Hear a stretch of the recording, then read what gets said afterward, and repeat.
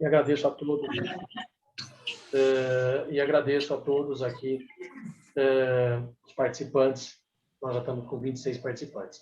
Eu vou fazer um breve relato aí do currículo do nosso palestrante, do Celso Colli, e depois aí eu já passo aí a palavra para que ele comece a fazer a sua apresentação. Vamos lá. Celso Colli, ele é graduado em Ciências de Comunicação da USP, com especialização em Administração na FGV. Profissional de Tecnologia da Informação, auditor do sistema certificado pelo CISA, Certified Information System Auditor, e engenheiro de sistema em privacidade certificado pelo CDPSE, o Certified Data Privacy System Engineer, ambos pela ISACA, com experiência em gestão e governança de TI. Nos últimos 15 anos, dedicou-se às áreas de segurança da informação, controles internos e privacidade, período em que atuou em grandes empresas, com destaque pela coordenação do programa do Privacy da DuPont da América Latina. Atualmente responde pelas unidades de negociação do Cybersecurity e GRC na Biometrics Technology, certo? Bom, novamente agradeço aí a sua presença, Celso, e passo a palavra aí para que possa começar aí a sua apresentação. Dr. Carlos, eu não estou como anfitrião para poder fazer o compartilhamento de tela. Eu já passei o Já compartilhamento, já passei para a Carol aí da OAB, agradecer também a presença das meninas aqui da OAB, a Carol, a Andressa, a Miriam, todo o pessoal aí que nos auxilia, que dá o apoio para todos nós aqui na realização desses eventos. Também o Dr. Cláudio Vieira, que está representando a presidência da OAB aqui, o Dr. Daniel, Dr. Cláudio, que é o secretário, né, Dr. Cláudio? Secretário da OAB, faz parte da diretoria, então agradeço também imensamente a sua presença aqui hoje, viu, Cláudio? E vamos em frente. Doutor Celso, já está aberto aqui, se o senhor quiser compartilhar a tela, já está liberada para o senhor aqui. E agradeço também a sua presença, viu, doutor Celso? Muito obrigado. Obrigado, doutor Carlos Alberto, doutor Orestes, doutor Aline, doutor Cláudio. Só para dizer que eu sou um peixe fora d'água aqui, porque eu não sou advogado, também não sou doutor. Não, mas... Então eu fico até estranho, né? Chamar de doutor, mas vou aproveitar esses momentos. São formas de tratamento, né, Celso? Que a gente tem que ter essas formalidades aqui, né? Mas... Tá certo. Não, tudo bem, né? Tô só brincando aqui para descontrair um pouco e agradecer a doutora Valéria pelo convite, né? E pena que ela tá a situação dela aí, mas acho que isso vai acabar logo, né? Então eu vou compartilhar aqui a apresentação.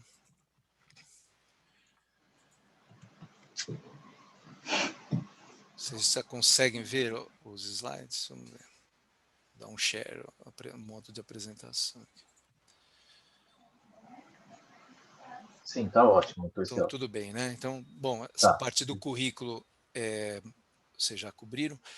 Bom, o assunto aqui que a gente vou compartilhar com vocês um pouquinho da minha experiência aqui com vocês, e é um bate-papo também, a minha apresentação não é longa, e aí se vocês quiserem fazer perguntas, podem ir colocando isso no chat, e a gente endereça essas perguntas aí para vocês, né? Eu vou cobrir os seguintes pontos, né, nessa sequência, falando um pouco das cadeias de fornecimento entre as empresas, riscos, né, que essas cadeias de fornecimento proporcionam e incidentes de segurança relacionados a isso.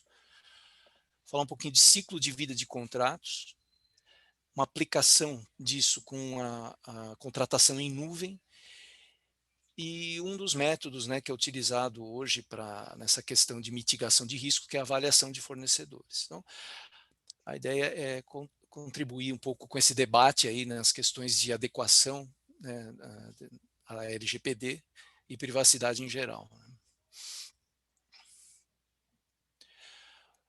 Bom, quando a gente fala na adequação, no processo de adequação que as empresas vêm conduzindo hoje, o padrão, né, o tradicional, é atuar, né, em duas fases, né? A fase inicial é a fase do projeto, que é fazer um diagnóstico, identificar as vulnerabilidades, os gaps, as oportunidades de melhoria e definir uma implantação, né, ações de implantação, desde políticas, normativas, processos, né, alguma tecnologia que precisa ser implantada, né, tanto nas questões de conformidade como de proteção de dados, né, proteção de dados como um componente vital aí, né, porque não adianta ter o processo de privacidade, mas se o dado está exposto, né, então a proteção de dados acaba tendo esse componente fundamental na adequação. Então a fase 1 é essa, é realmente de tirar aquela fotografia,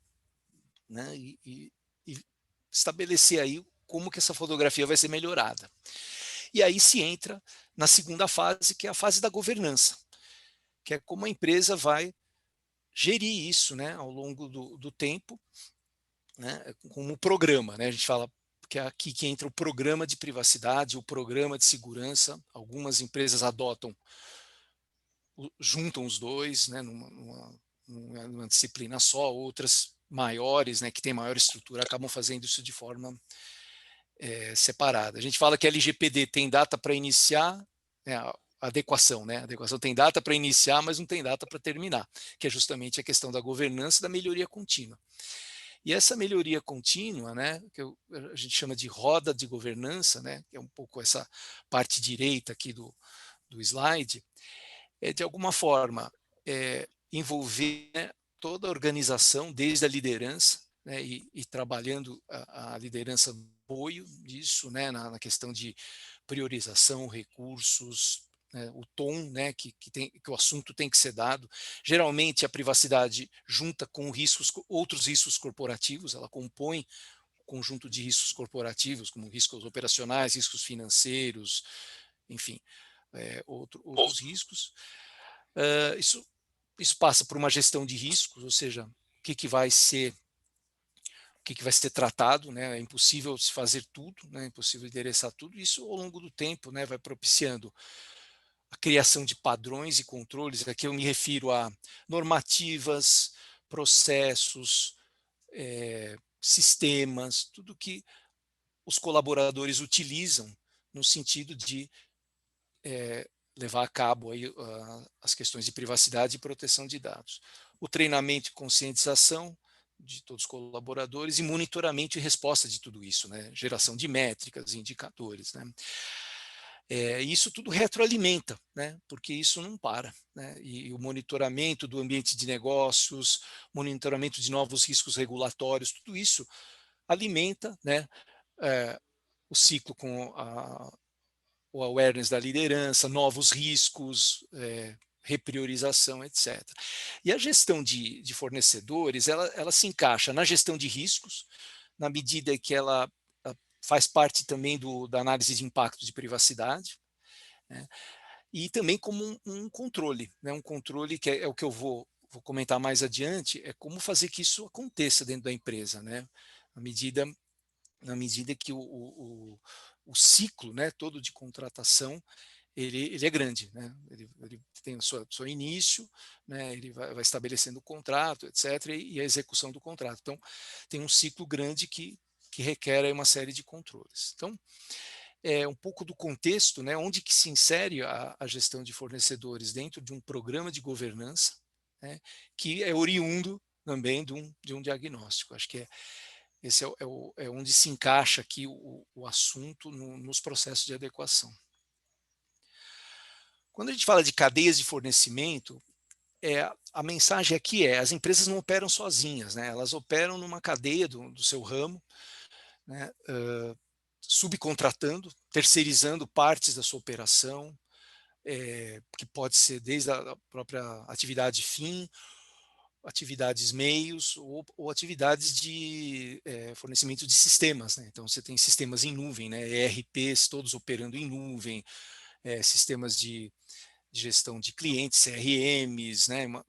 hoje a gente usa o Office todo na nuvem, o Google usa todo na nuvem, então todos essas contratações, elas são terceirizações, né, que o controlador faz, que por sua vez, né, implica em uma continuidade nessa cadeia, né, porque os operadores também subcontratam. Então, por exemplo, um sistema, um ERP que está na nuvem, uma empresa que desenvolveu esse software, ela pode contratar uma empresa para hospedar esse software. Então, você tem aquele operador original, que é aquele que você fez o contrato, e ele tem outros operadores ao longo da cadeia. Então, essa cadeia fica muito complexa, né?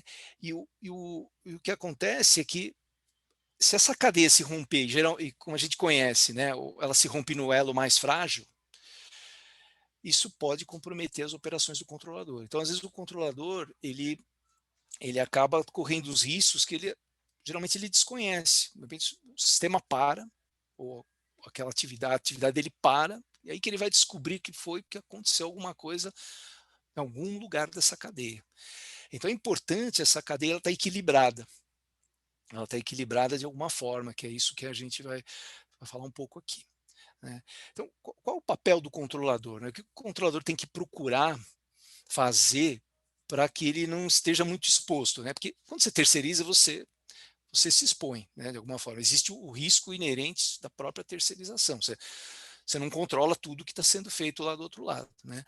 Então, por isso é que é importante que o controlador ele conheça quem são os seus operadores. Eu faço sempre uma analogia, né? A gente conhece com quem que a gente vai namorar ou vai casar, né? Então, tentar conhecer, mas a gente não sabe o que vai tudo na cabeça do nosso parceiro, né? A mesma coisa aqui. Você pode obrigar, né, algumas coisas no contrato, exigir que o operador faça, mas ele vai fazer do jeito dele, ele vai te entregar o resultado. Esse é o papel da terceirização, né? Então, o que é importante aqui, né? Saber primeiro que informação está sendo compartilhada, né? Nós estamos falando de privacidade aqui, né? Às vezes isso é tão óbvio, né? Mas às vezes a gente nem sabe que informação, ou não se dá conta da informação que a gente compartilha com um terceiro, né? Então isso é importante, delimitar bem o escopo, o que o parceiro realmente precisa para prestar aquele serviço. Segundo ponto, saber como a informação está sendo protegida dentro do parceiro. É aqui que entra a questão do equilíbrio da cadeia. Será que o parceiro tem as mesmas proteções que eu, controlador, tenho? Essa é uma boa pergunta que a gente tenta responder nesse processo, né? E saber quem são os parceiros dos operadores, e às vezes existem subcontratações ao longo dessa cadeia, né? E até a ANPD emitiu uma resolução agora recentemente falando sobre isso, né? Os papéis de todos esses elementos, aí, esses agentes nessa cadeia de fornecimento. É muito importante são os itens que foram abordados ali, né? Bom, agora vamos falar um pouco dos riscos, né? Ok, então temos essa situação. Falei de uma situação hipotética, né, da fragilidade da cadeia, mas vamos ver alguns casos práticos que realmente aconteceram. Eu vou tentar não falar as empresas aqui, embora alguns de vocês consigam até deduzir.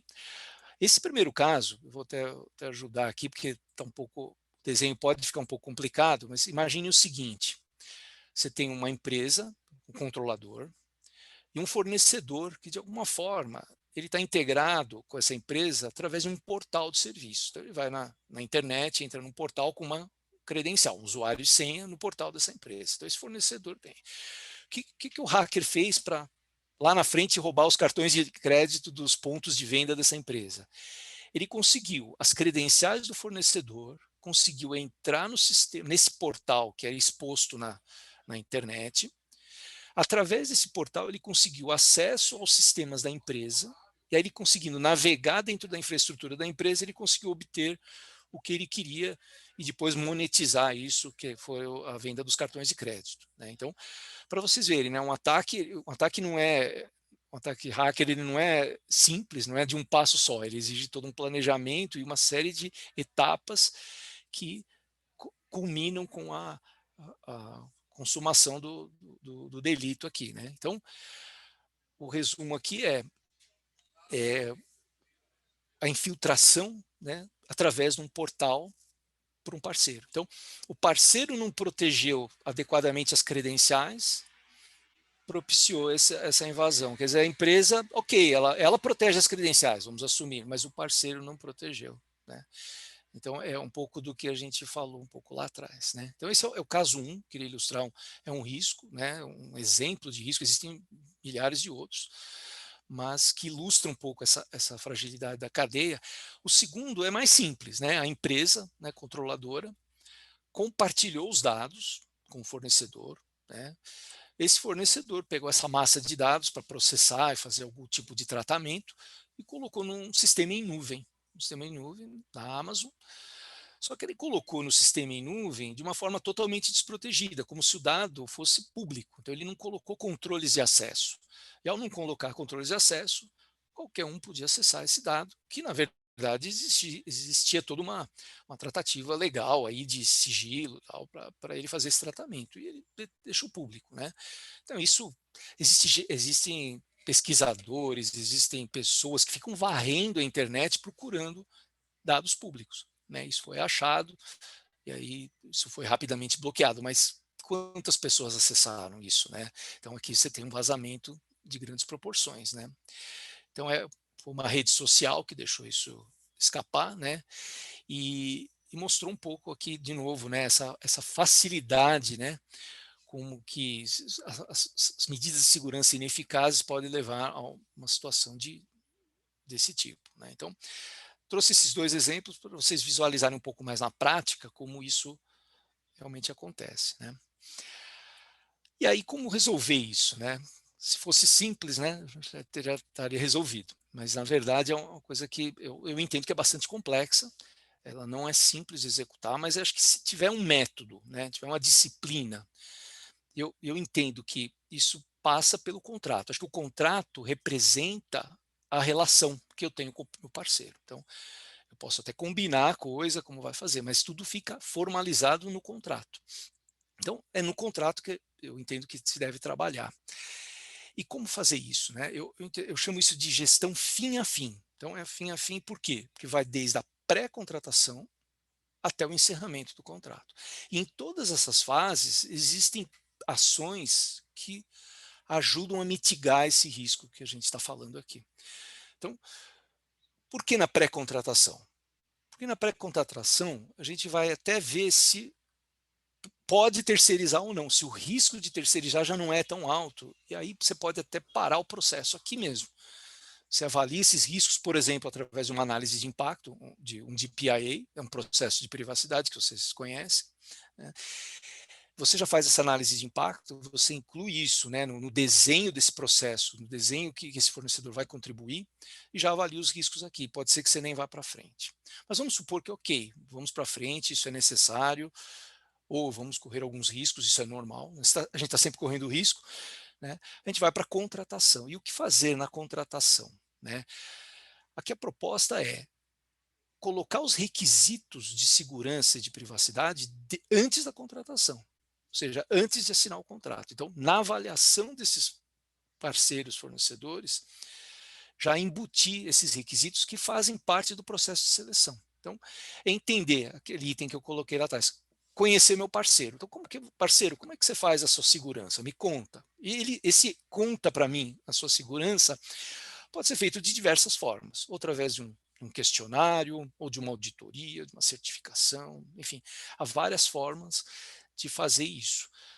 Tem empresas que optam pelo caminho mais simples, colocam as cláusulas, que são, no fundo, as instruções ao operador, né, que a gente vê na lei, coloca as cláusulas e pronto. Mas o parceiro consegue cumprir as cláusulas? Porque tem gente que assina qualquer coisa, né?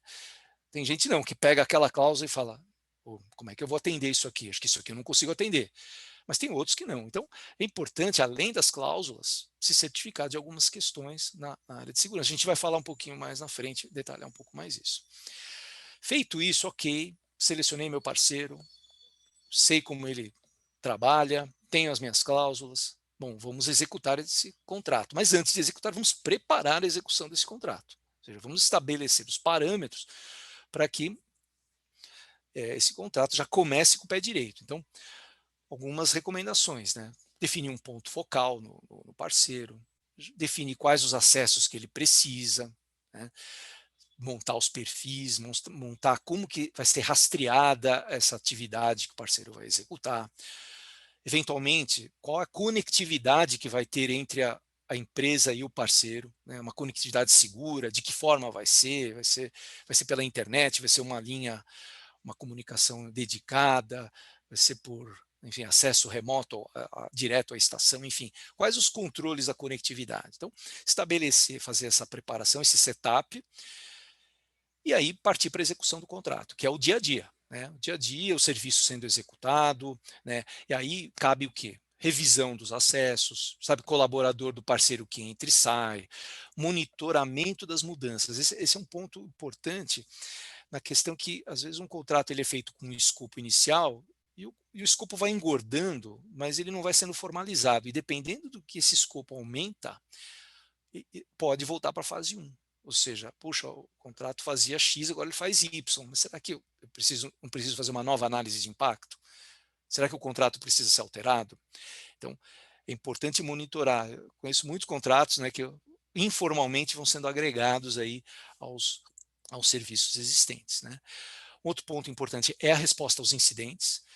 Junto com o parceiro, se acontecer o vazamento, se acontecer com uma violação, um candidato a incidente, isso ser investigado e seja facilmente atribuída a responsabilidade, porque aí entra as questões, né, responsabilidades das partes. Né? Então, a resposta a incidentes é muito importante e isso tem que estar bem tratada e monitorada ao longo da execução, né? Além da própria continuidade do negócio. Às vezes a gente depende tanto do nosso parceiro que o nosso negócio ele não funciona. E qual é o plano de contingência para isso? Né? Isso tem que ser pensado. Talvez isso aqui possa até vir para cá também. Na minha próxima apresentação eu ponho a continuidade para cá também, para a preparação disso. E por fim, no momento que a gente está encerrando, não é simplesmente largar, né? Acabou o contrato, ok, valeu. Não. Tem a questão dos dados, né, que estão em poder do parceiro. Então, eles vão ser destruídos, eles vão ser retornados. Como é que eu comprovo que o dado foi destruído? Ou o parceiro não pode destruir o dado, ele vai ter que manter esse dado por um X tempo. Qual a proteção que ele vai aplicar a esse dado remanescente? E o cancelamento dos acessos, da conectividade, de tudo que eu comentei. Então, com isso você fecha o ciclo. Você fecha o ciclo. Dá para impedir qualquer tipo de situação? Não, não dá. Nós estamos falando de gestão de riscos, mas você consegue mitigar e reagir rápido. Né? Você consegue detectar nesse processo os pontos de maior impacto e tratá-los adequadamente. Então, essa é a proposta, né, do como fazer. Como fazer é a proposta que eu estou trazendo aqui para vocês. Né? E aqui, como aplicar isso? Um exemplo de como aplicar isso no nosso dia a dia. Né? Eu peguei um exemplo da nuvem, né, que eu citei um pouquinho lá atrás. Também a questão da nuvem é contratar. A gente vive agora, né? Dificilmente a gente tem uma infraestrutura totalmente dentro da empresa, né? Então a gente contrata muitos sistemas em nuvens, muitos serviços estão na nuvem e é um ponto de atenção que a gente tem, né? O que eu quero comentar aqui, quando a gente está na empresa, é esse lado esquerdo aqui do slide. Então, quando a gente está dentro da empresa, a empresa tem controle de tudo, né? Então ela tem controle desde o data center, onde tem as instalações físicas, onde as máquinas se localizam, até o conteúdo e o controle de acesso, passando por servidores, armazenamento, todas as soluções tecnológicas, desenvolvimento do sistema. A empresa controla tudo. Então a empresa tem o domínio aqui da situação. Quando ela vai para a nuvem, por exemplo, uma contratação de um software como serviço, ela terceiriza parte disso. A terceirização é o que está em azul aqui.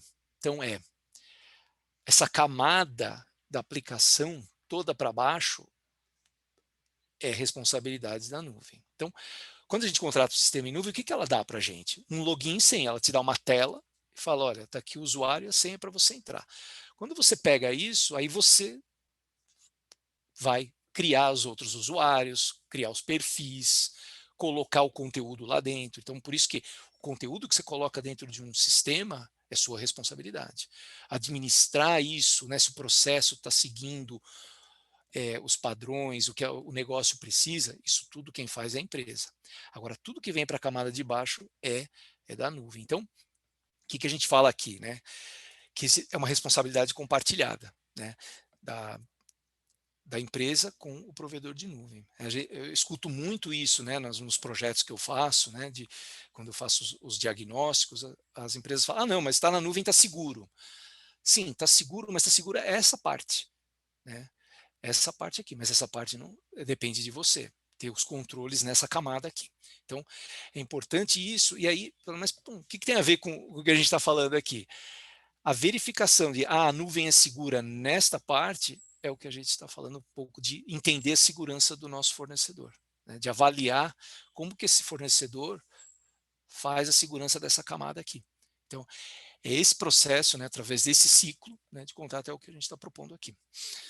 Então, vou comentar um pouquinho quais as modalidades, né, dessa avaliação de fornecedores, né, como que isso pode ser feito, o que eu vejo no mercado, né, o que a Baymetrics vê no mercado,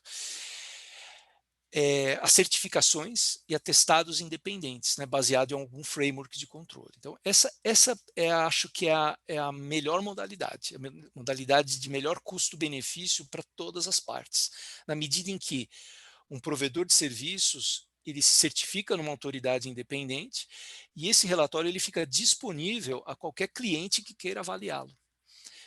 Então, isso evita, né, que a empresa seja auditada por muitas empresas. Ela teria que ter uma estrutura para receber auditor, teria que ter uma estrutura para preencher questionário, uma estrutura para atender a todos os potenciais clientes que queiram obter serviços dessa empresa. Então, esse é uma modalidade usada geralmente pelas grandes empresas. Então, se você for numa Microsoft, por exemplo, esses relatórios já estão disponíveis lá. Se você tiver um login e senha, você tem acesso a isso. O Google tem e outros grandes provedores têm isso, né? Então, eles se certificam e tem vários tipos, né, de acordo com o tipo de serviço. Às vezes a empresa certifica no serviço X, ou na infraestrutura Y, ou no data center do Brasil, ou no data center da Europa. Então, as empresas acabam se certificando, né, ou conseguindo relatórios, né, de auditoria independentes. Então, esse aqui é um método que é a pergunta número 1 que eu costumo fazer para os fornecedores, né, que eu faço avaliação, né? Qual a certificação que você tem? Mas geralmente isso pode não acontecer, ou seja, às vezes é um fornecedor local, um fornecedor que está começando, existem outras formas de demonstrar conformidade, né? Então, um fornecedor pode compartilhar, por exemplo, um resultado de auditoria interna ou externa, né? Que isso serve como evidência de conformidade. Então, claro, isso provavelmente aqui seria abaixo um acordo de sigilo, um NDA, né? Então, já é uma situação um pouco diferente dessa. O dado pode ser público, né? Aqui, claro que eu restringiria se eu fosse o fornecedor a certos critérios, né? Esse é uma boa medida também, entender um pouco, né, como esse fornecedor opera. Uma outra possibilidade é fazer uma auditoria, mas isso implica você ter uma auditoria, um time de auditores ou contratar um serviço de auditoria. Isso pode não ser viável, isso pode ser caro. Isso, de repente, pode ser feito depois de uma assinatura de contrato, enfim. É uma solução talvez mais pontual, acho que não para o dia a dia. Um método que está se usando muito hoje é a avaliação via questionário. Então, é enviar um questionário para o fornecedor pedindo evidências da execução do programa de privacidade ou de segurança da informação. Então, com isso, com essas respostas e com essas evidências, conseguir fazer um julgamento, né, de que maturidade esse fornecedor tem no sentido de segurança e privacidade. Então, esse é um outro caminho, esse é um caminho muito comum hoje. Uma outra possibilidade que eu também já vi no mercado, estou vendo agora porque a LGPD está pegando agora, né? Mas é exigir um relatório de impacto das atividades de tratamento relacionadas com o serviço prestado, né? Não todas, mas daquele conjunto que tem a ver. Eu já vi empresas, principalmente do governo, colocando um relatório de impacto de toda a empresa, fazendo um resumo do seu das suas atividades de tratamento, dos seus controles, que serve também um pouco, né, como evidência e mostrar um pouco, né, dessa preocupação e dessa boa fé com a segurança da informação e privacidade. Esse é um outro método. claro, sempre atrelado com as cláusulas contratuais. Eu digo que é uma combinação, né? Sempre dos métodos aqui com as cláusulas que amarram as questões em contrato, né? Porque o contrato já é uma medida de proteção bastante eficaz. Então, é um pouco do que eu vejo, um pouco que eu compartilho, né? Um pouco da experiência que eu tenho visto nos projetos, né? E aqui, como último slide, para finalizar, um pouco desse questionário, né? Eu falei que é um método que está sendo muito utilizado atualmente. Compartilhar um pouco das perguntas, né? O que a gente perguntaria, né, para um fornecedor? É só um extrato, né, para vocês só terem uma ideia de como isso poderia ocorrer. Então, por exemplo, em termos de certificações, né? A empresa possui certificações da solução, da plataforma, da infraestrutura. O que você tem, empresa, para fornecer? Então, essa seria uma pergunta. Em termos de segurança, né? Perguntar se a empresa tem um responsável pela segurança, se ela tem um programa, se ela faz treinamento, capacitação. Então, isso também é um outro tipo de pergunta. Na questão das operações, né? Você, fornecedor, você atualiza seus aplicativos, sua infraestrutura com as correções de segurança mais recentes, né? Lembrando que através das não correções que a empresa fica exposta, né? Fica exposta aos ataques, né? Tanto externos como internos, né? Então, como é que você faz essa gestão de vulnerabilidades? Como é que é o teu centro de operações? Você consegue monitorar, detectar as ameaças? Então, é aquele conhecimento, sabe? O namoro, né? Me conta aqui como é que você é, tal, né? Você consegue se recuperar em caso de um desastre? Você tem um plano? Esse plano está vivo? Ele está funcionando? Você testou ele recentemente? Então, é um outro item que se preocupa também com a disponibilidade do serviço, né? O serviço ele vai continuar disponível no nível de serviço que eu preciso para a minha operação como controlador, né? Os incidentes, né, que eu comentei lá atrás, né, na parte de execução do contrato, como é que é essa gestão de incidentes, né? Você tem um plano de notificação, você no contrato, se puder amarrar no contrato que quando ele tiver um incidente ele notificar o contratante disso, também é importante. Então, amarrar, né, para que os incidentes sejam rapidamente detectados e investigados, né?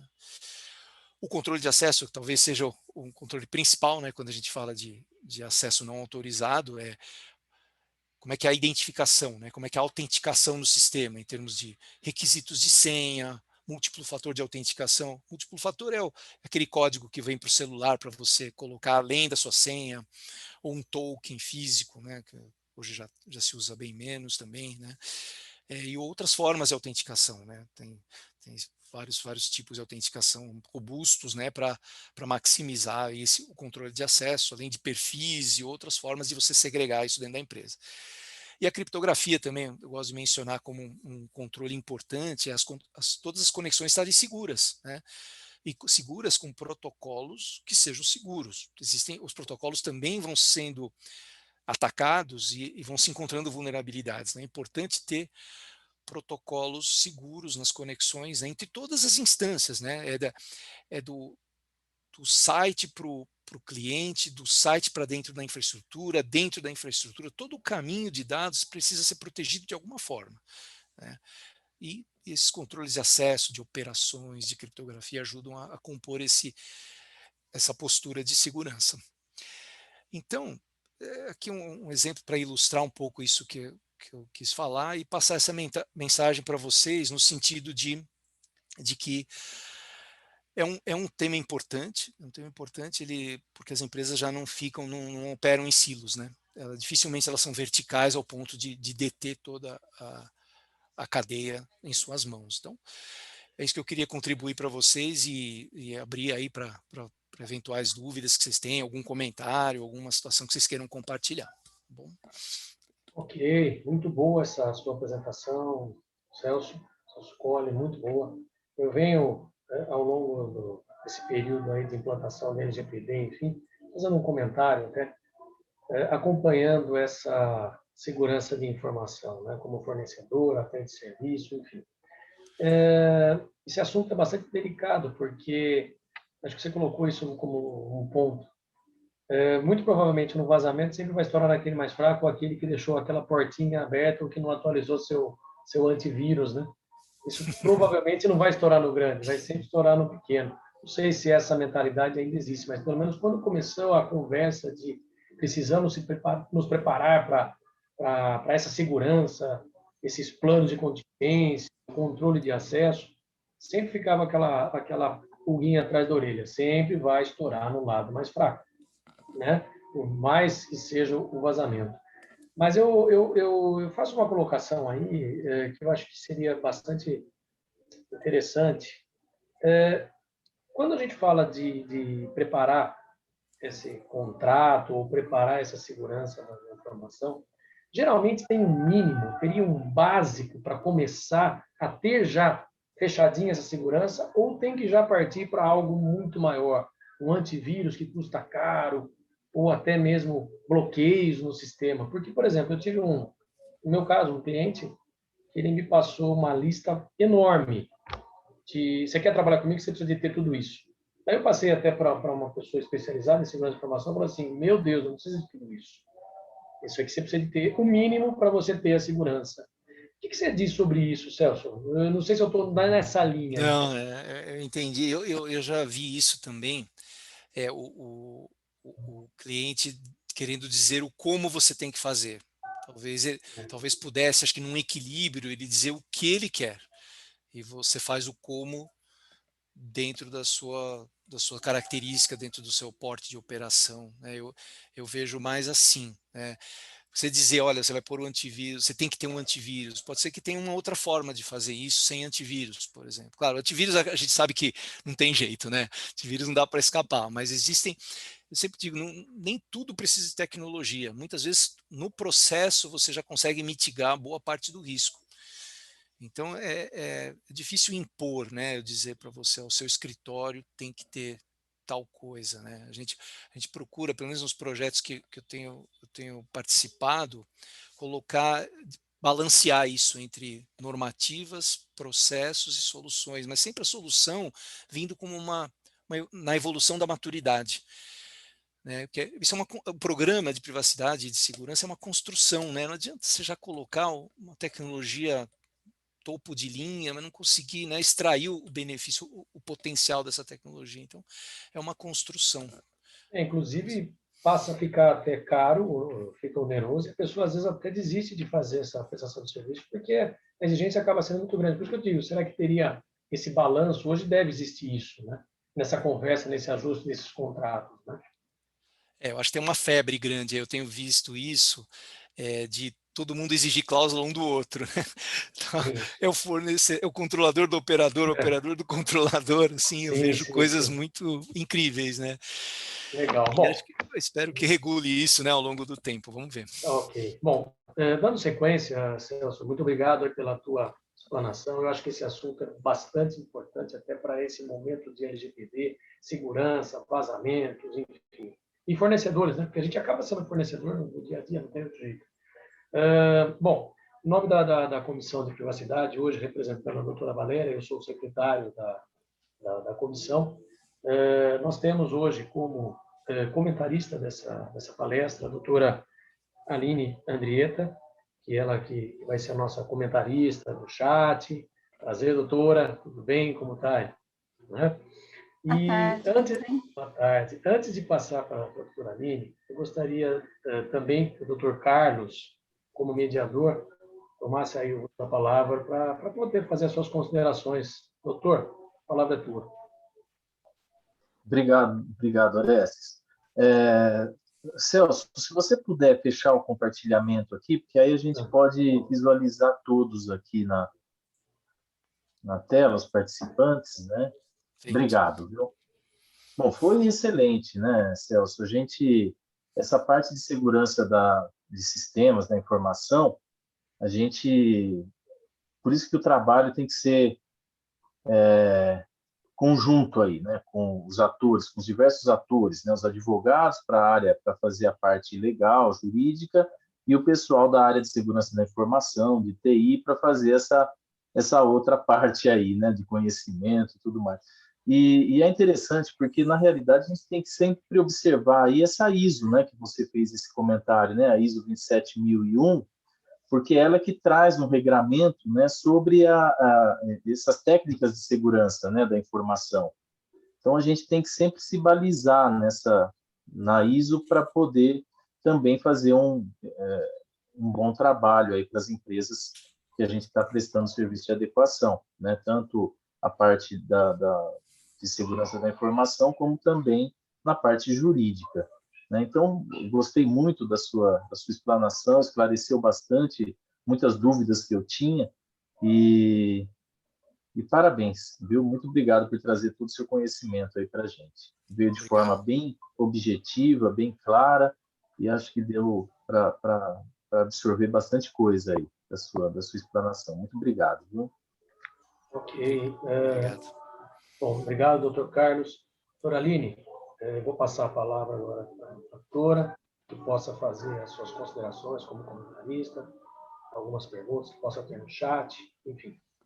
Obrigada, doutora Orestes. A Paula está perguntando se o material vai ser disponibilizado. Celso? Posso te chamar de Celso? Pode, por favor. Eu compartilhei com a doutora Valéria, mas eu posso mandar para você, Aline, também. Na também, verdade, viu, Aline, só para esclarecer, a Carol, que ela está como anfitriã da OAB, ela está gravando Tá ótimo. essa apresentação, então vai estar disponível, provavelmente, eu não sei se ela vai disponibilizar no YouTube depois também, ou vai distribuir, vai compartilhar o chat da apresentação lá no grupo da comissão, tá bom? Legal. Geralmente depois, quando tiver disponibilizado no YouTube, né, a gravação, a gente coloca no site, posterior, inclusive, até vai para a ata, tudo, então o material ele acaba sendo disponibilizado, respondendo a pergunta. O pessoal está agradecendo bastante, viu, Celso? Foram muitos conhecimentos mesmo compartilhados hoje de maneira muito clara, tanto que eu tinha feito alguns apontamentos, não temos perguntas aqui no chat, mas eu tinha feito alguns apontamentos, você conseguiu, assim, em poucos minutos abarcar quase tudo, ficou muito bom, de uma maneira muito clara, coisa que às vezes nós advogados, né, temos um pouco de dificuldade para fazer, não é, pessoal? Deixar tudo assim de uma maneira muito clara, muito linear, muito transparente. Eu gostaria, Celso, de perguntar, por favor, assim, quando a gente fala de destruição de dados, dessa garantia de destruição ou de devolução, né, da recuperação desses dados quando a gente encerra um contrato, como é que isso se daria na prática? Como é que eu posso saber se isso está realmente sendo efetuado? Esse é um ponto difícil de comprovar, talvez uma solução seja através de evidências, né, seria um ponto. E acho que a proteção é o próprio contrato mesmo, né? Eu acho que acaba sendo o próprio contrato. Eu sei, pelo menos é um ponto que eu entendo de difícil execução. Como eu comentei, não é simples fazer isso, né? É fácil pôr no PowerPoint, né? Agora aplicar, e eu acho que seria, pelo menos eu vejo, agora se algum participante tiver uma ideia, existem algumas ferramentas em que você põe uma expiração no documento, por exemplo, em arquivos não estruturados. Você utiliza tecnologias de criptografia junto com expiração. Então, você poderia fazer isso também. Agora, se o dado está totalmente no controle do operador, você não consegue fazer isso. Se é um banco de dados que ele domina, que ele controla, aí você não tem como fazer isso. Compreendi.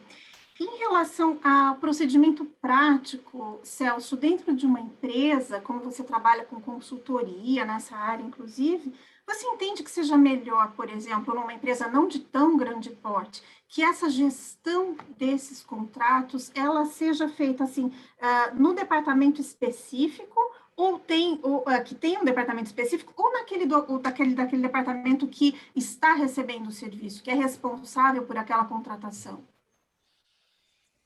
Eu acho que tem vários papéis na empresa, é que dependendo da empresa, esses papéis se acumulam, né?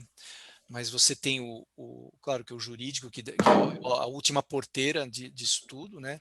Mas você tem o administrador do contrato. O administrador do contrato é aquele que compra o serviço, aquele que consome, né? Então, ele tem que deixar muito claras as condições E nas questões de privacidade e proteção de dados, ele traduzia a importância e o risco do negócio para dentro das condições desse contrato. Só o responsável pelo processo, pela informação, é que vai dizer isso, não é o advogado. O advogado não sabe o que está acontecendo em toda a empresa. Agora, uma pessoa da operação, ela sabe o impacto daquilo e ela precisa ter esse engajamento, né, entender essas questões todas que a gente está falando aqui, até para dar os subsídios para o advogado. Eu vejo dessa forma. Por isso que aquele item de treinamento, conscientização, o papel do DPO, né, nisso, em conduzir esse processo, fazer que esse processo aconteça dentro da empresa, é fundamental. Então, precisa realmente achar as pontas, né? As pontas é que determinam, é o negócio que determina o impacto disso, né? A classificação da informação, né? Se tem dado sensível, não tem dado sensível, ou se é um dado que não é pessoal, é o dado do negócio. Tudo isso é pelo owner, né? Que, pelo menos assim que eu entendo. Celso, e tem uma dica, algumas dicas práticas, quando a gente está iniciando a contratação, ficou isso tudo muito claro, mas quando já são os contratos vigentes, que a gente tem que revisitar, o que a gente faz primeiro? Qual que é a sua dica? Eu olho a grandeza dos dados compartilhados, a importância desses dados, a vulnerabilidade do porte do fornecedor. O que você Eu acho que aconselha? isso cabe, acho que encaixa quando você analisa a atividade de tratamento.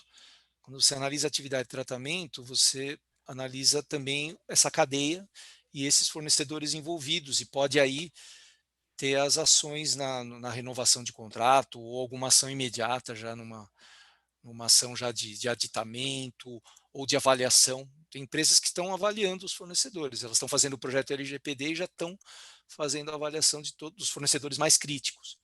Então, isso cabe muito, eu acho que tem a ver com gestão de risco, né? Você elencar aquilo que é prioritário, aquilo que te causaria mais dor e te daria mais conforto se você tiver sob controle, né? Então, pelo menos eu entendo dessa forma. Tem empresas pequenas que elas estão, por exemplo, desenvolvimento de software, que elas estão dizendo, olha, não compensa, não quero me adequar, eu opto por não me adequar porque eu não tenho dinheiro para isso, não tô disponível para fazer toda essa reestruturação da minha empresa, eu prefiro descontinuar o contrato. A gente vai se deparar com muitas situações, né, Celso, daqui para frente. Doutora Aline, hoje eu estava falando com uma empresa desenvolvedora de software com bastante clientes, mais de 100, e ela falando, puxa, mas eu não tenho porte para fazer um projeto, para fazer um diagnóstico e um programa, né? Não vou conseguir. Eu falei, olha, pensa nisso como um investimento, como algo que vai te alavancar diferencial competitivo. Talvez isso te diferencie do seu concorrente, né? E outra, qual o impacto de você ter um vazamento e perder esses clientes, né? Você perder isso porque você não teve uma infraestrutura adequada, ou seu software tem alguma vulnerabilidade no seu desenvolvimento, você não conseguiu fechar esse software. Então, eu encaro como um seguro também, né? É uma forma de ver isso como um seguro, né? Você, em vez de comprar uma pólice, você faz um programa de privacidade. Também pode ser. Celso, tem uma pergunta aqui do Dr. Manuel no chat. A pergunta vem da Europa, né, doutor Manuel? Questionando se o DPO conduz ou acompanha esse processo. Eu vi a pergunta dele, passou aqui na minha frente. Essa é uma pergunta difícil, doutor Manuel. Eu acho assim... Aqui tem a Ana também, que é de PO ali, acho que ela vai dizer que ela conduz, que ela conduz e acompanha, ela vai dizer. Eu acho que o processo ele tem que ficar embutido na organização. Eu acho que ele tem que ficar o mais natural possível. Mas eu acho que no início, o aculturamento, acho que vai ter que ter alguém puxando isso.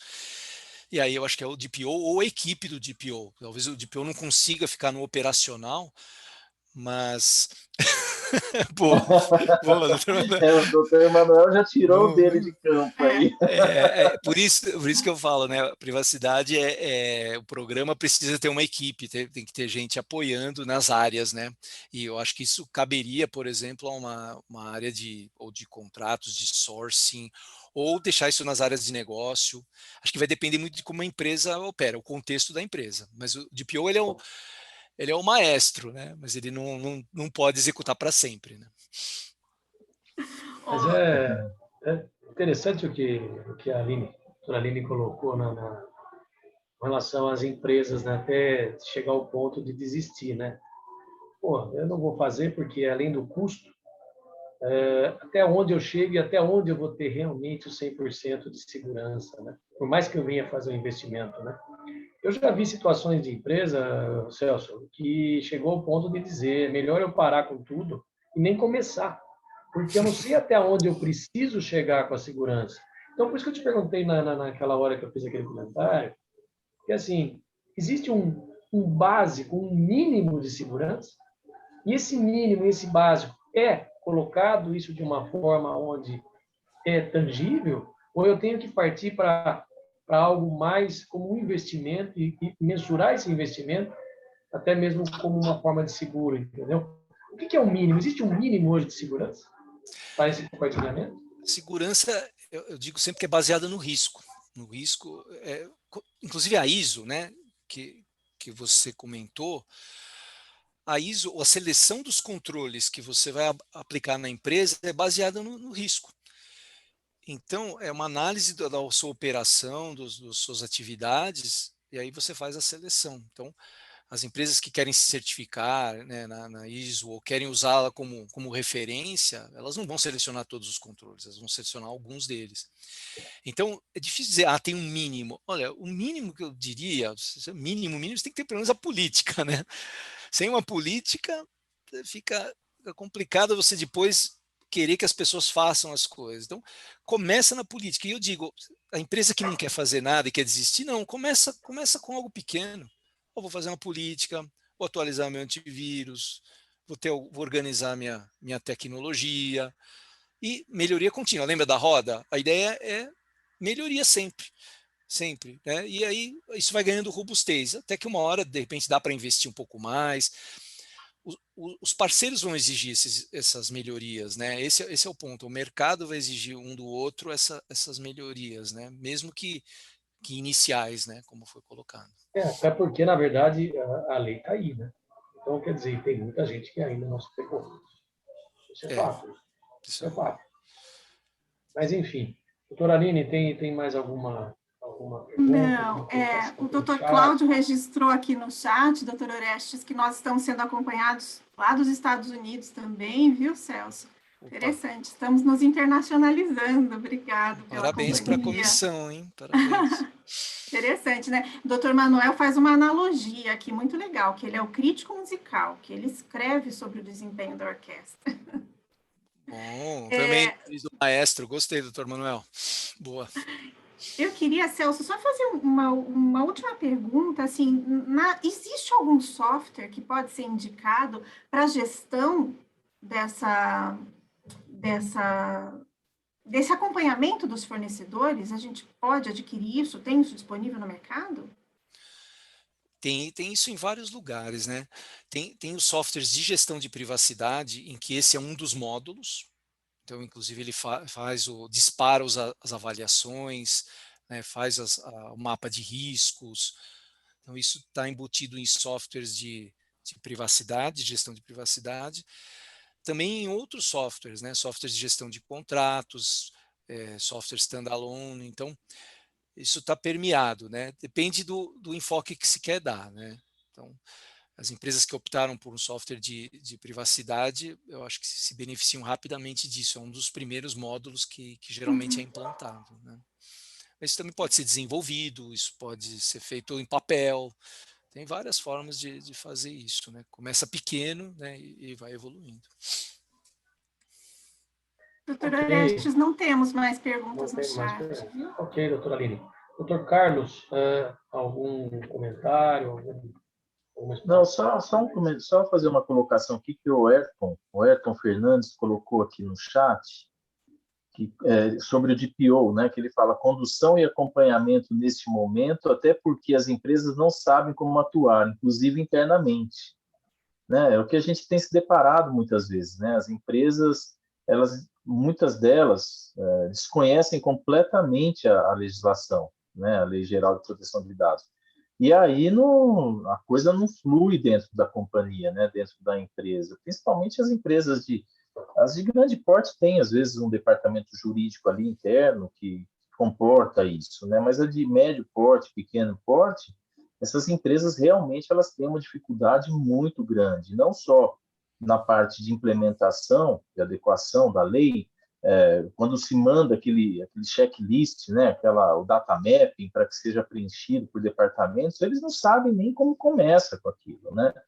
Então, a colocação do Ayrton é interessante por conta disso, realmente, né, Celso? E aí nós voltamos para a questão da educação, né, da conscientização das pessoas que estão dentro da empresa, desde a pirâmide lá em cima da diretoria até o funcionário da portaria que faz a identificação daquele visitante que vai naquela empresa, ou numa clínica médica, né, daquelas recepcionistas que estão ali coletando as informações dos pacientes daquela clínica, né? Muitas vezes a gente se depara com isso, né?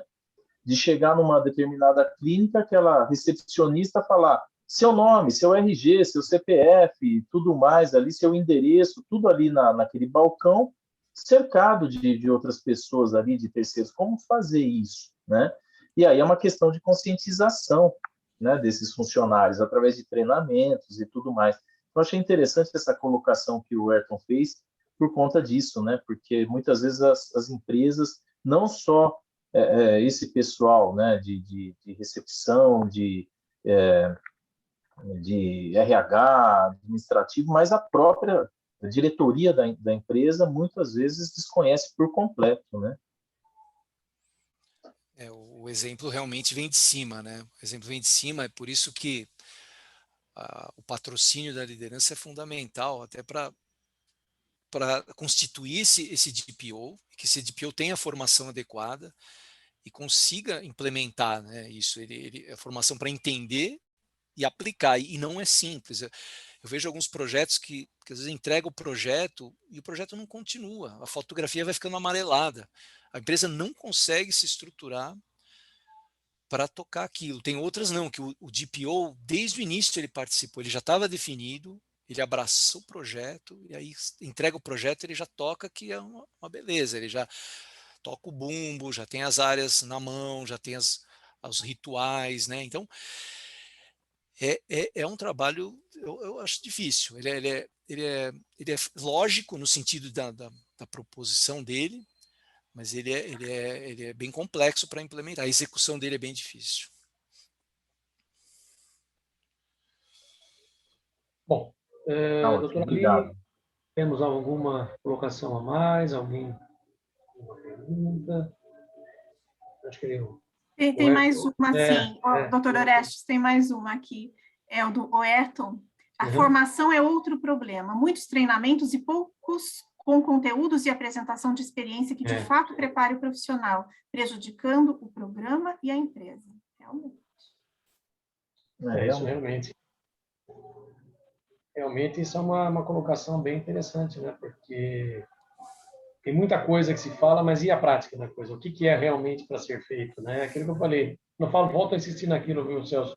Qual que é o mínimo que a gente tem que começar? Da onde começar, né? Porque às vezes é apresentado para a empresa de uma forma macro, grande, e a pessoa fala, eu estou fora, não vou fazer um negócio desse. Entendeu? É difícil. É difícil. Mas eu já vi situações de empresas que te dá tipo um checklist. Eu quero no mínimo isso. Eu acho até interessante. E aí, quando você passa para alguém profissional nessa área da segurança, você fala assim, pô, mas isso aqui seria se você tivesse um volume muito grande de dados, né? Então, assim, às vezes a empresa grande, quando vai contratar um pequeno, às vezes quer exigir muito. E aí acaba perdendo esse fornecedor, né? Enfim, mas eu acho que é um assunto bastante importante e ele vem crescendo ao longo desse tempo, né?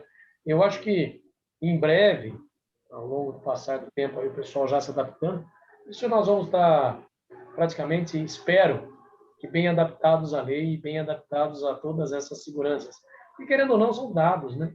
E dados hoje tem que ter um valor, né? São importantes. A gente às vezes fala assim, eu dei meu CPF lá na farmácia só para poder ter desconto, né? Pô, às vezes é aquele 3, 4 reais que custa teu CPF, né? E a pessoa às vezes não está nem vendo isso. Vendeu barato o dado, né? Vendeu barato, né? Vendeu barato. Né? Mas, enfim.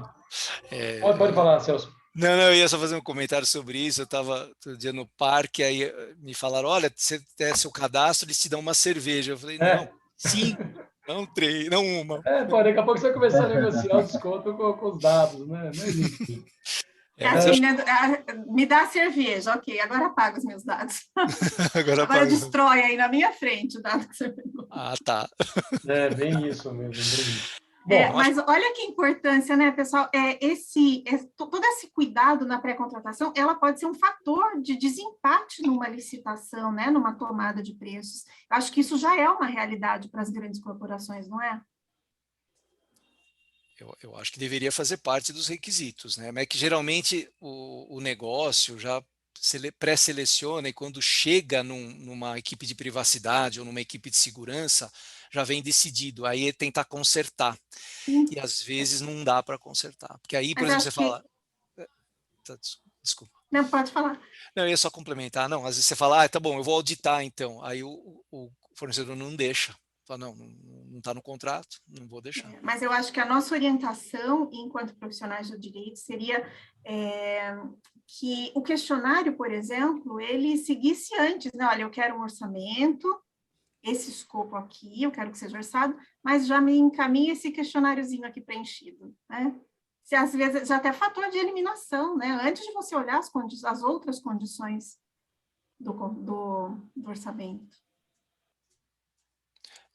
Eu acho que sim, tudo que puder ser preventivo, né, fica muito melhor. Né? Acho que você consegue negociar, você consegue trabalhar com mais propriedade. Né? Concordo plenamente.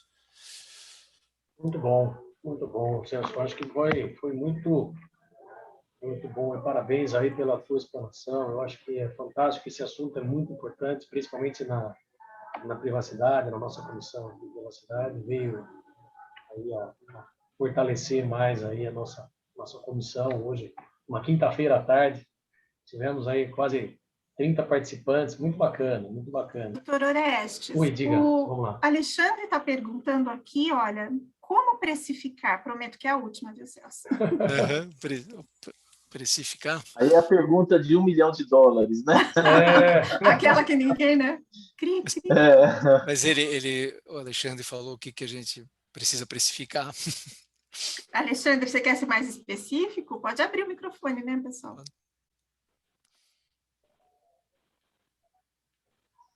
Essa pergunta mesmo de $1 milhão, porque a grande dificuldade que a gente tem é que chegam pessoas oferecendo coisas diferentes e as empresas têm a dificuldade de entender essas diferenças. Perfeito. E a gente tem mais dificuldade ainda de explicar essas diferenças, né? Porque muitas vezes elas não têm uma ideia exata do que elas querem ou do que elas precisam, né? Então, eu vejo hoje, falando isso como profissional da área, a minha maior dificuldade hoje, além do trabalho em si, é explicar para a empresa essas eventuais diferenças de preços. A gente tem um mercado que está em formação e a gente tem muita dificuldade em relação a isso. Então, na verdade, é um desabafo e um compartilhamento com os colegas para saber como que eventualmente estamos fazendo isso. Mas não se sinta isolado, viu, Alexandre? Porque essa dificuldade acho que é de todos, viu? Ai, que bom, já estava preocupado que era só meu problema. Não, nós temos aí até software que resolve todo o problema de adequação e implementação por R$300 no mercado e está caro ainda, hein? Olha lá para você ver. E mesmo parcelado. Mas é uma dificuldade realmente, mas acho que isso em todas as áreas, né, do direito. Muitas vezes a gente se defronta com isso na área do direito civil também, né, que passa um determinado valor, tem advogados, tem profissionais que trabalham por outros valores bem inferiores, e o difícil justamente é essa questão de como justificar aquele valor que está sendo colocado ali na proposta, né? Mas eu deixo para o Celso responder isso, se ele tiver essa fórmula mágica aí, vamos saber, né? Eu faço um parênteses, doutor Carlos, antes do Celso, só um detalhe com relação a esse preço, porque muitas vezes o profissional também ele precisa de passar de forma clara, precificar o preço que é, porque quem está do outro lado, às vezes, não tem nem ideia de como funciona a coisa, o que é que vai ser feito, porque às vezes não está ali palpável para ver. E aí, o caro pode ser barato e o barato pode ser caro, entendeu? Só esses comentários, Celso. Essa acho que talvez a pergunta que eu nem consigo responder, né? Mas a gente nós aqui, pelo menos esse grupo, eu percebo, faz muito venda consultiva, né? Tentando explicar o valor e vender esse valor, né? E vender valor não é simples, né? Às vezes o pessoal compara banana com laranja e a gente perde mesmo. Não sei qual que é mais caro, se a banana ou a laranja acaba perdendo, né? Então, é difícil. Eu acho que é a pergunta de $1 milhão, também quero saber a resposta. Eu acho que eu acho que é fazer aquilo que é justo, né? Cobrar aquilo que é justo, explicar, né? Deixar de uma forma bem clara para o cliente o que está sendo feito, o trabalho que será realizado, passar um programa mesmo, né? Para o cliente, demonstrar isso para o cliente e deixar, né? Para ver qual vai ser a decisão aí do cliente, mas ser justo com as coisas, né? Com o trabalho que será realizado, é um trabalho complexo, é um trabalho que exige um conhecimento, uma especialização, não é para aventureiros isso. Então, cobrar aquilo que se acha justo, né? Eu acredito que, dentro além dos disso, parâmetros aí, Carlos, também, de hora trabalhada, né? Do que é feito, de hora trabalhada, quantas horas vão ser necessárias para executar esse tipo de programa, de projeto, e colocar o preço e deixar o cliente, né, à vontade para decidir. Mas, legal. viu, Orestes, antes, eu não sei se você já está indo para o encerramento, mas antes eu só gostaria de ver com o Dr. Cláudio se ele gostaria de fazer algum comentário, falar alguma coisa aí. Está quietinho aí no canto ali. Você acha que eu sou louco de me meter com esse pessoal tudo especialista, rapaz? Eu fico escutando, fico aqui aprendendo. Toda vez que eu passo aí nessa comissão, eu fico escutando. E um dos meus maiores críticos ainda está aí também, né? Que é o Leandro, está na sala. Meu advogado preferido, né? Mas é ótimo ouvir. Quanto ao Alexandre ter falando, eu penso aqui que não é só aqui na comissão que a gente tem esse problema de precificação, porque até discuto muito com o Carlos isso, né? Passa uma pessoa no escritório para fazer um inventário de 1 milhão e quer pagar R$1.000 um salário mínimo. Aí você fala que não, que a porcentagem, ele vai embora, e aí você encontra com ele no cartório, ele fazendo com outro advogado, você fala, puta, aquele cara assinou por um salário mínimo. Você fala, o que eu estava fazendo inventário? Eu falo, eu vim aqui só para assinar, só que eu nem faço essa área.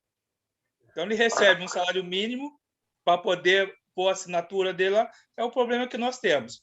Agora, na questão aqui da LGT, é muito mais complicado ainda, porque eu acho que é uma empresa que está procurando aquele profissional, que ele está vendo que está com a necessidade desse serviço. Pessoal, a valorização do profissional depende de vocês, depende de como vocês vão tratar. Então, não é questão de cobrar caro ou barato, é questão de cobrar o justo, como disse o Carlos. E a valorização disso vai depender de vocês, dos profissionais que vocês estão fazendo. Quem que fica numa quinta-feira até essa hora assistindo o curso, fazendo reunião, convidando profissionais especializados como o Celso Colli aqui para orientar, e depois chegar lá a gente vai cobrar um salário mínimo para poder fazer qualquer coisa para a empresa, porque nós precisamos receber R$1.000. Não dá, né? Aí temos que realmente pensar na valorização, horas de trabalho, estudo, o que nós estamos investindo para poder tratar. Aprendi isso aí com a minha amiga, a Aline Andrietta, que ela era responsável pelas empresas lá, pela DL na época, ela que administrava tudo, e eu falava, nossa, olha, desde aquela época, ela já vinha fazendo, na realidade, isso, agindo dessa forma. E hoje eu fico muito feliz, porque aqui hoje na comissão só tem pessoas que eu admiro, que eu adoro muito. Pena que a Valéria Reane não pôde estar presente. Mas a Aline, a querida minha, que eu falo sempre, a presença dela espiritualmente já me deixa feliz. A Sônia até mandou um abraço para ela. O Carlos, que é meu amigo de almoço, janta e café. Né, Carlos? Agora, com a pandemia, nós estamos com pouco, né? O Orestes, a gente sempre se encontra nessa sala da OAB, né? E o Spencer está aqui também, eu estou vendo outras coisas, sem contar as meninas que estão trabalhando, a Carol, a Miriam, a Andressa, que são as funcionárias que sempre estão à disposição para a comissão e para fazer o melhor. Então, estou aqui à disposição como secretário, né? Quero agradecer, Celso, em nome da diretoria da OAB Campinas, aí, a sua disponibilidade, tem aqui compartilhado conosco os seus conhecimentos, o seu tempo. E, então, em nome do Dr. Daniel Blixten, da doutora Luciana Freitas, Paulo Braga e o Ivan Castres, que são comigo aqui os nossos diretores, eu agradeço. E, como disse a Aline, eu quero fazer especial para os ouvintes a querida amiga Marina Gomes, que está lá dos Estados Unidos nos ouvindo. Passei para ela, falei, não, eu vou tentar entrar, um horário um pouco diferente, e entrou realmente. Então, é outra pessoa muito querida do nosso relacionamento, e eu deixo, então, um abraço para todos vocês. Obrigado, viu, Carlos? Obrigado por ter despendido tanto. Assim. Obrigado. Obrigado, doutor Cláudio, aí pela presença, por essa uso de presença aí, representando o OAB Campinas. Bom, algum comentário a mais, Aline, doutor Carlos? Podemos já seguir para o nosso encerramento. Foi ótimo, foi ótimo. Obrigado, viu? Obrigado a todos aí. Obrigado, Aline, obrigado, Orestes, Celso, Cláudio, todos que participaram aqui hoje. Só tenho a agradecer, aprendi bastante hoje. E, Alexandre, é melhor ficar, às vezes, vermelho de raiva de não ter pego do que ficar roxo depois de pegar um serviço, cobrar pouco e ter que trabalhar demais. Minha cor é vermelha sempre. Verdade, verdade. Pessoal, boa noite a todos. Eu agradeço em nome, representando a doutora Valéria, eu como secretário da Comissão de Privacidade, Segurança e Privacidade, na OAB. Agradeço ao palestrante Celso Colli pela disponibilidade de estar aí dividindo esse conhecimento, que foi muito bom. Parabéns pela sua explanação, parabéns pela palestra. Agradeço a todos os participantes aí, que chegamos aí, que eu disse, a mais de 30 participantes. A doutora Aline aí pelos comentários, e ao doutor Carlos aí como mediador, como presidente da Comissão de Direito Digital, e ao doutor Carlos, secretário representando a OAB Campinas. Então, boa noite a todos, se cuidem. Amanhã é sexta-feira, né? Como disse, sextou. Já estamos chegando próximo aí no final do mês novamente. Um abraço a todos, boa noite, se cuidem. Boa noite. Abraço. Boa noite, doutor Obrigado. Manuel. Pessoal, obrigado. Doutor Manuel, boa noite, doutor Manuel. Doutor Manuel, hoje é dia de vinho já para ele lá. Quinta-feira, viu? Bom, tô. Tchau, pessoal. Boa noite. Boa noite.